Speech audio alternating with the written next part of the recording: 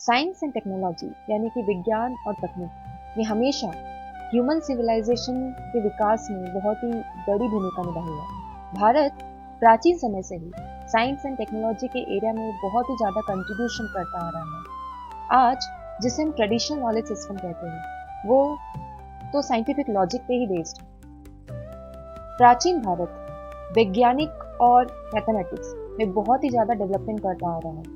वैदिक एज में mathematicians Aryabhata zero के आविष्कार के लिए बहुत ही ज़्यादा माने जाते हैं। ऐसा भी माना जाता है कि पाइथागोरस से पहले बहुत सारे स्कॉलर्स ने ऐसे ऐसे कॉन्ट्रीब्यूशंस किए हैं, ऐसे ऐसे खोज किए हैं जिसके बारे में काफ़ी कम लोग को पता है, जैसे कि square, rectangle, circle, fractions, algebra और बहुत ही ज़्यादा तरह तरह के सूत्र जो कि वैदिक ग्रंथों में दिए गए हैं। हड़प्पन सिविलाइजेशन के दौरान डेसिमल सिस्टम का उपयोग किया जाता था। ये हम सबको शायद नहीं पता होगा कि जो हड़प्पन सिविलाइजेशन थे वो बहुत ही ज़्यादा प्लान्ड सिटी थे और उनका ड्रेनेज सिस्टम भी बहुत ही प्रॉपर था। उनका सैनिटाइजेशन सिस्टम बहुत ही क्लीन था, प्रॉपर था। Water supply system well arrange था। इवन उनकी जो आर्किटेक्चर, जो बिल्डिंग जिस प्रकार से उन्होंने बनाई थी, वो इस बात का ध्यान रखता था कि एयर कूलिंग सिस्टम प्रॉपर रहे। तो देखा जाए तो उन्होंने हर वो एरिया को कवर किया था जिसके थ्रू ह्यूमंस को एक कंफर्ट मिल सकता है और ह्यूमन सिविलाइजेशन आगे बढ़ सकती है।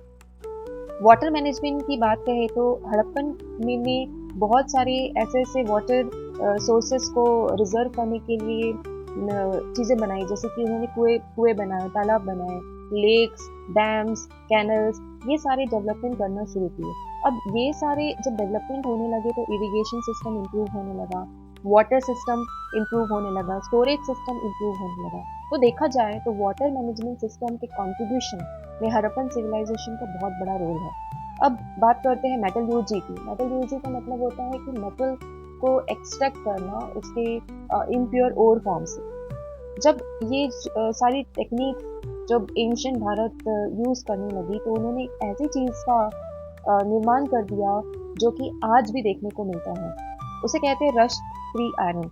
रस्ट फ्री आयरन, और ये जो हमें देखने को मिलता है वो है दिल्ली के आयरन पिलर पे। ये बहुत ही बड़ा एग्जाम्पल है और जो कि हज़ारों वर्षों से बिना जंग लड़े खड़ा हुआ है। और जहाँ तक अदर एरियाज की बात करते हैं, जैसे कि एग्रीकल्चर की बात करते हैं, फर्टिलाइजर्स की बात करते हैं, तो एंशिएंट सिविलाइजेशन, एंशिएंट इंडिया बहुत सारे टेक्निक्स यूज करते थे, जैसे कि soil testing, crop rotation, organic pesticides और वो नेचुरल फर्टिलाइजर्स भी यूज करते थे। बस इतना ही नहीं, फिजिक्स और एटॉमिक साइंस में भी उनका बहुत कंट्रीब्यूशन रहा है। फिजिक्स में वो एटम को बहुत ही ज़्यादा इम्पोर्टेंस देते थे और उसे परमाणु बोलते थे, जो कि और टुकड़ों में डिवाइड नहीं हो सके, उसे वो परमाणु कहते थे। और वो ये भी बोलते थे कि जो हमारी दुनिया है उनको 5 एलिमेंट्स में से बनी है। वो है पृथ्वी, अग्नि, वायु, जल, आकाश, जिसे हम बोलते हैं earth, fire, air, water and space. और इतना ही नहीं, मेडिसिन एंड सर्जरी में भी एंशिएंट इंडिया का बहुत ही बड़ा रोल रहा है। आयुर्वेदा, जो कि बहुत ही पुरानी मेडिकल सिस्टम है, उसे जो डेवलप किया है उन्होंने, उनका नाम है चरक एंड सुश्रुता। तो उनका बहुत ही बड़ा योगदान रहा है। और एंशिएंट इंडिया में हम बोलते हैं कि जो सर्जरी है वो बहुत ही मॉडर्न टेक्निक है, बट ऐसा नहीं है। एंशिएंट इंडिया में भी सर्जरी किया जाता था, मेडिसिन प्रोवाइड की जाती थी, डायग्नोसिस किया जाता था और इतने अल्टीमेट लेवल पे किया जाता था कि कोई भी डिसीज हो उनको वो इजीली क्योर कर देते थे।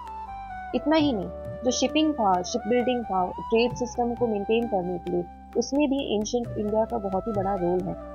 तो जैसे कि हम जानते थे कि अरब और पोर्टुगीज थे, वो वो लोग भारत से जहाज खरीदते थे और जो भारत का जो कंपास और नेविगेशन टूल था वो बहुत ही ज़्यादा इम्पोर्टेंट था और बहुत ही ज़्यादा पॉपुलर था।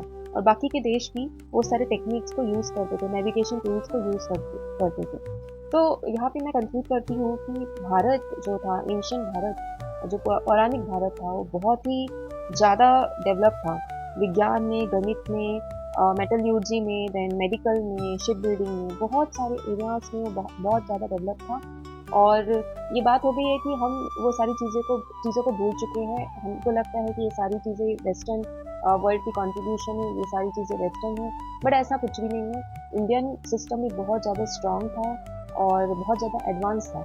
अभी हमें क्या करना है, हमें वो सारी चीज़ों को समझना है, उनके कंट्रीब्यूशंस को जानना है और ज़्यादा से ज़्यादा कोशिश करना है कि हम वो सारी चीज़ें जो एंशिएंट है, जो ट्रेडिशनल है, उसको फिर से अपनी डे टू डे लाइफ में हम इम्प्लीमेंट करें, ताकि हम गर्व के साथ कह सकें कि ये जो भी चीज़ें हम यूज़ कर रहे हैं, ये जो है हमें भारत ने दिया है।